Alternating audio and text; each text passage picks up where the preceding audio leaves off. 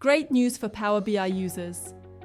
Power BI Desktop now works seamlessly with any semantic model in Microsoft Fabric, giving you more control, flexibility, and power in your data workflows. Here's what's new in this exciting update. Write support for external tools. You can now use external tools to perform write operations directly on the semantic model running in Power BI Desktop.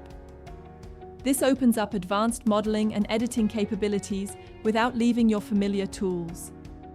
Edit queries using TMDL view. Editing queries in partition tables or working with legacy data sources. The new tabular model definition language view makes it easier to modify and maintain your models within Power BI Desktop. Refresh support for partitioned and tabular sources. You can refresh tables that use partitions or tabular data sources directly within Power BI Desktop.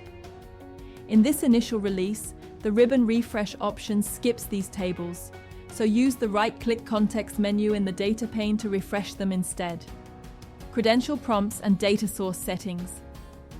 When connecting to data sources, you might be asked to enter credentials. Once provided, they're securely stored in your Power BI Desktop data source settings, so you don't have to re-enter them each time. Stay tuned for more Power BI updates.